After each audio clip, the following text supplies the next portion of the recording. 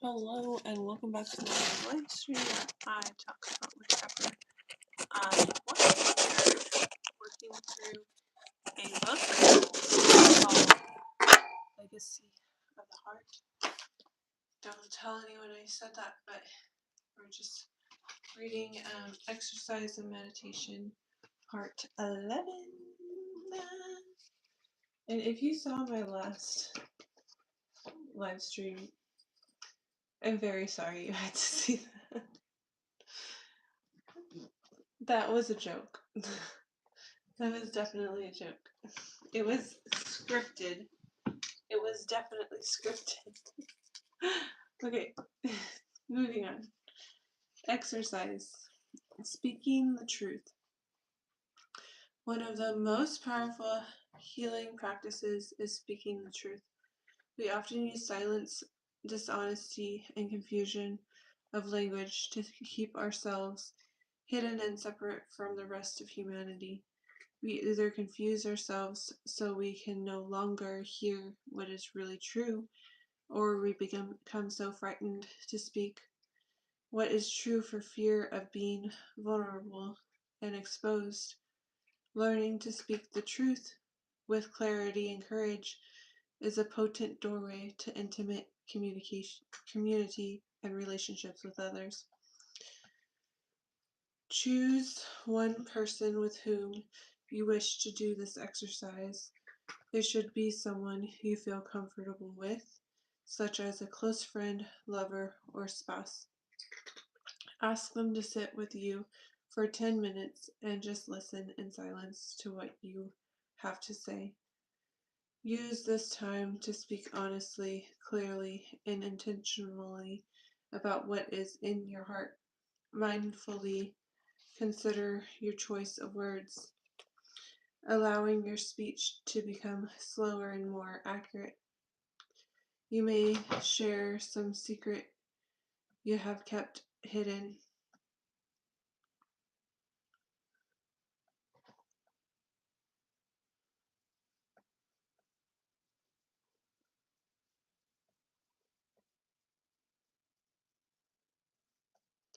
Something about yourself or how you feel about them. If there are feelings of fear or discomfort you have never spoken about, use this time to tell them the truth of how you feel. What concerns or experiences have you never told them? What would you like them to know?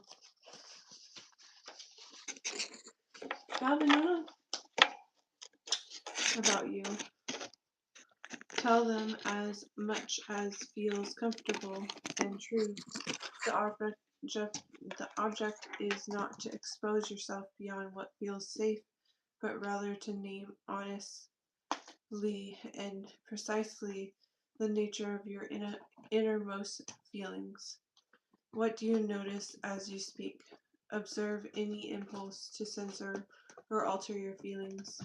Watch how isolated or intimate you feel, noting which feelings tend to make you want to pull back and which seem to invite closeness.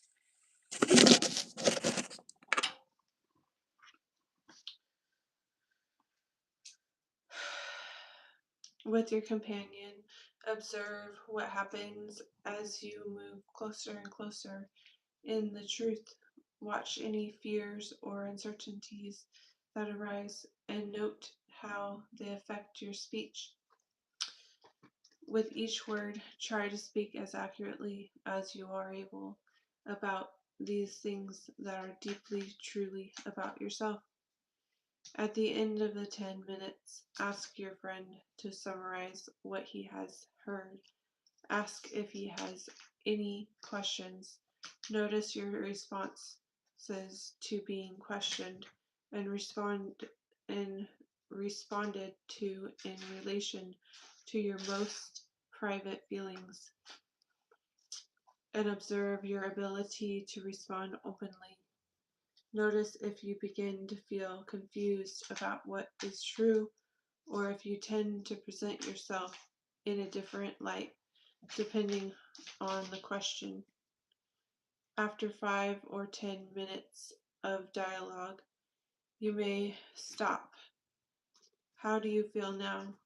Are you more open, close, and intimate, or more isolated? Have you spoken the real truth? Which parts were most difficult? Which produced the greatest sense of relief?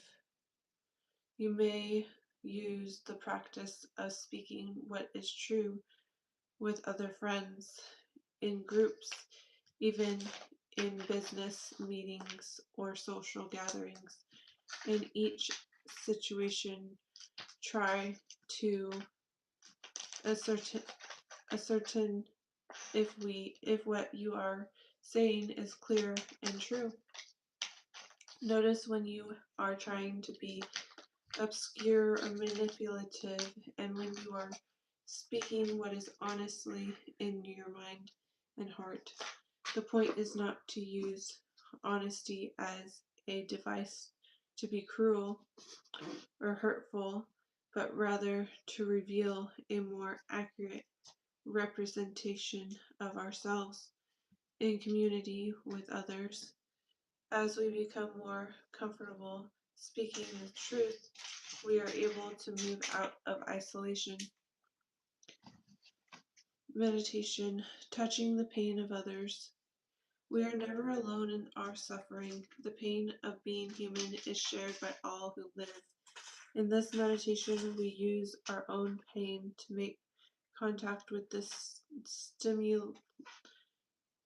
simultaneous suffering of all other beings. Find a comfortable sitting position in your place of refuge. Gently close your eyes and allow your attention to rest on the breath. Slowly become aware of the sensations of breathing, noting rising, falling with each inhale and exhale. Take a few moments with this practice to center yourself in your body.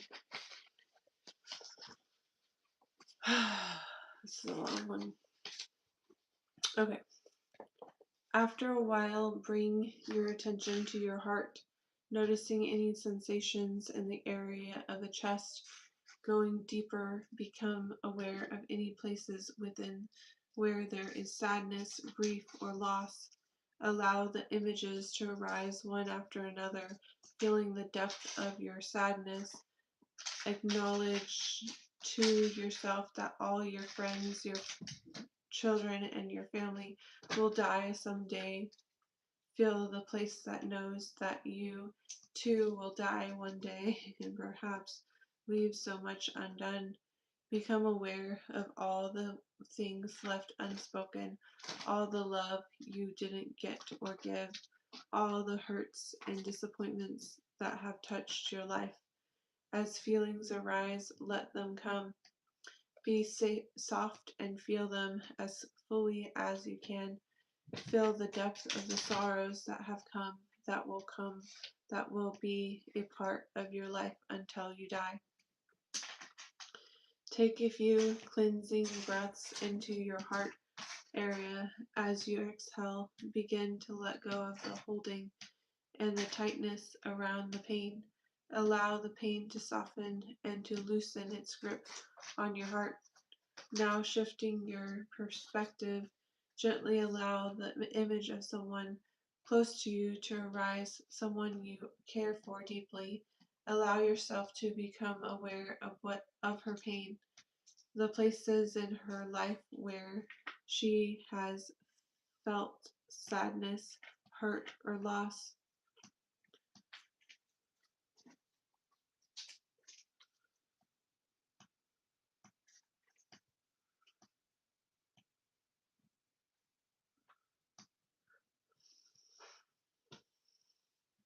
Be aware of the deep sorrows this person has experienced over the course of her life. Take all the time you need to feel her pain, her sadness, her hurt. Be aware of any anguish or grief she may have been given. Try to feel it in your own heart, in your own body. How do your feelings change in relation to this person? What do you notice about your own pain, your own sorrow? What words arise within you? What do you feel you wish to offer this person? Silently imagine yourself giving this person some comfort, some care, some loving kindness. Be aware of the intimacy made possible when you share deep sorrow with another.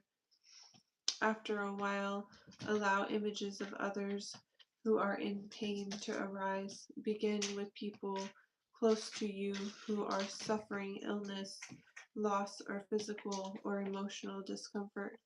Become aware of the nature of their pain, the sadness and grief they feel deep within. Feel how their pain is a mirror of the sorrows you carry within yourself. Feel how the pain connects you. Feel also how touching this pain together with mindful attention opens a door to mutual love and intimacy. Next, allow images of others to arise, men, women, and children suffering the horrors of war, mothers losing their children to violence and illness, mothers and fathers dying of hunger, trying to keep their children from starving, old men and women in hospitals and nursing homes, uncomfortable and alone, men and women sleeping in the cold, homeless. Allow each image to arise for a moment, one by one, feeling the depth of their suffering and sorrow, becoming aware of the kinship between the pain you feel in your life and the pain felt by all other beings. Allow the pain to open and soften the heart with compassion, allowing a sympathetic vibration to exist between your heart and the hearts of all who suffer. Observe how birth, suffering, illness, and death touch each one of us who lives on the earth. This is the pain we all share, in which we all partake the pain of being human that touches our common bodies, hearts, and minds. You may say to yourself as each image arises, I am your other self. Embrace each image with forgiveness.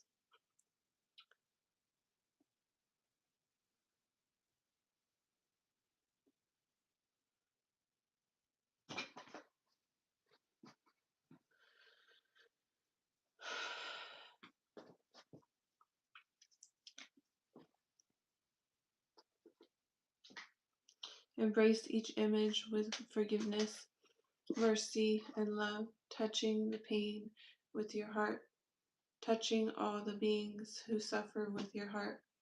This is the inheritance of the family of creation. This is your family. Feel the depth of connection to all beings as you allow the pain to be a doorway into community with your greater family. Feel the truth of your belonging. Gradually return to the awareness of your breath as it naturally flows in and out of your body. Feel your body as a tiny cell in the larger body. We all share. When you are ready, you may gently open your eyes. Afterward, you may wish to make a colleague celebrating the family of all beings. Collage, celebrating the family of all beings. Using pictures from magazines, family photos, or your own drawings. Gather a pile of images that speak to the multitude of joys and sorrows experienced by all living beings. Select from your collection of pictures those images that most accurately describe the common pulse we all share as children of the earth. Arrange them to make a collage of the larger community to which you belong. You may also use the collage to explore and identify your place in the human family. All right, next is going to be chapter 12, obligation and loving kindness.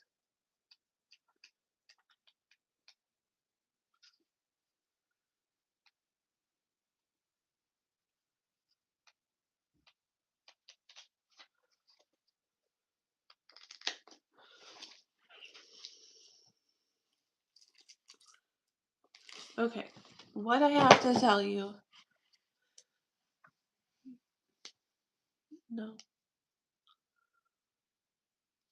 What I have to tell you is that I had a very rough day. It was very good because I got a lot done. I can list the things. Good job. I can list the things that I did.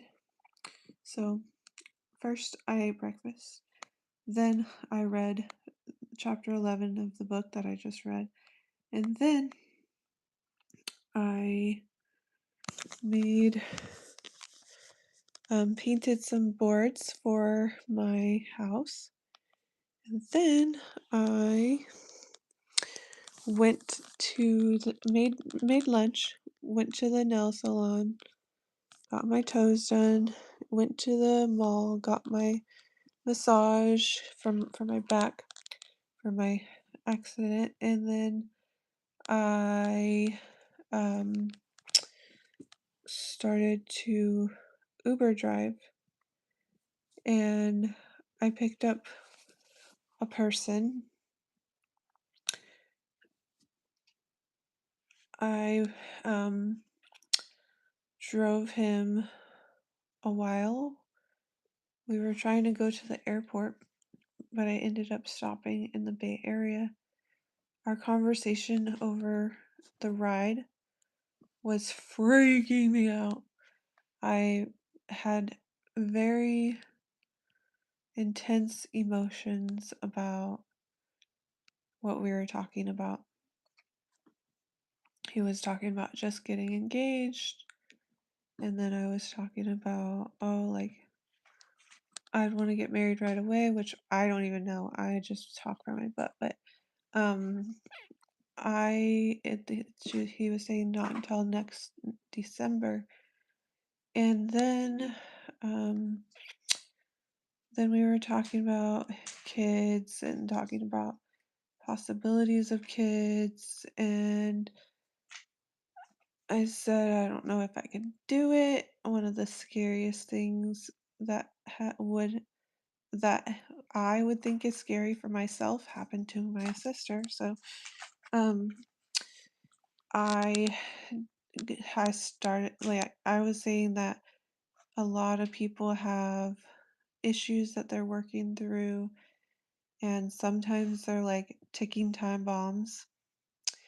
And uh and then when I said that, immediately I started to panic. I started to have anxiety, started to feel like I couldn't drive. Uh I held on for a little while. I was like, do you mind if I pull over and take some meds and drink some water? And he was totally fine with that. And then I was like, I'm so sorry. I never have done this in 9 years of doing Uber. And I was like, yeah, I needed to get out. And he's like, yeah, that's fine. And then I went inside, bought a bottle of water, and asked the cashier to talk to me. Like, he's like, what's going on? And I was like, I'm having anxiety. He's like, yeah, a lot of us have that. And then I was like, yeah, and I told him a couple of things that were bothering me. He's like, yeah, the Christmas time is it gets to people, and definitely the country and everything, and it's just like, it's so scary. It's so scary. And since I've been processing everything and going through books or this book, it's just shining a light on the hurt and the processing, and then even reading it is therapeutic. And I think I just have too much hurt to be in the forefront of my mind, and it's scary. And um, I just feel like I've been beaten. Like, I feel like I've been beaten, and like I'm trying to forgive and to resolve things and not get stuck, but I'm continuously getting beaten like I'm not an actual person. And I just feel like my I feel like it's bigger than me. I feel like if if if I wanted to fix me, it wouldn't just be me that needs to be fixed. It would be my community, my everything. Like, everything should change or adjust or to be better or to be right. Like, it just feels so hard to just leave it all up to me to change everything about myself. Um, because I'm not just me, I'm everyone who's ever held me or held my hand or took care of me or treated me younger than I am or treated me with with less respect than I deserved, or less disrespect less respect than I deserved, or treated me like a punching bag, or just someone who they just take it all out on. And I can't take it anymore. It's hard. It's addictive. I need my next fix of pain, and pain is my addiction. And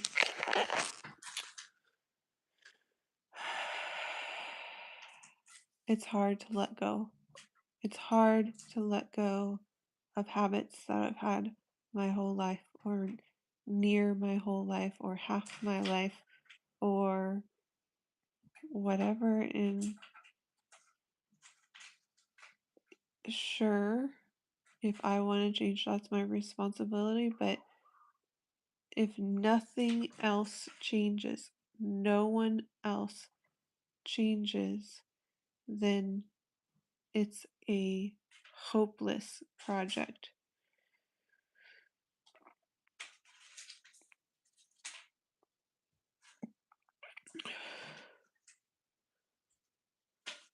Um, but yeah, I went to the hospital to get X-ray, EKG on my heart, and um, a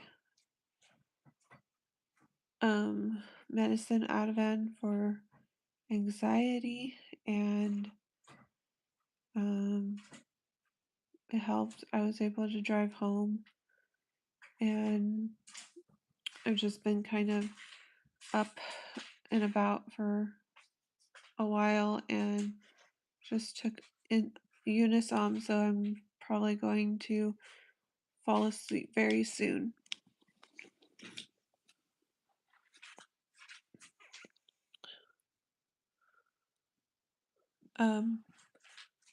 I just feel like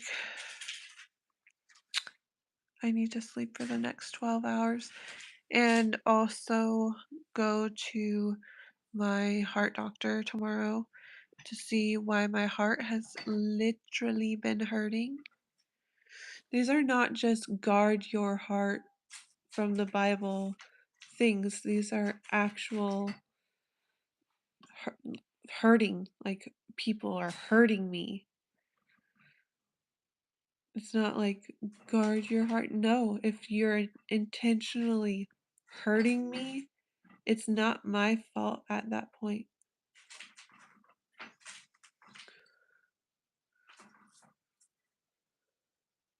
It's usually not just a boy.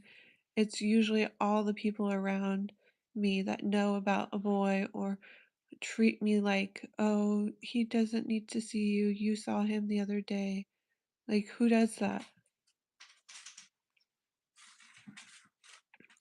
It's usually the boy understanding that I'm a subhuman and that I um, don't need a lot of respect, apparently. So there's that. But that's just me saying some of my truths, some of the things that are true for me. Um, I'll talk to you guys later. I need to knock out, or else I'll start seeing things or feeling anxiety and like everyone is gonna kill me or whatever. So that's fun. Bye.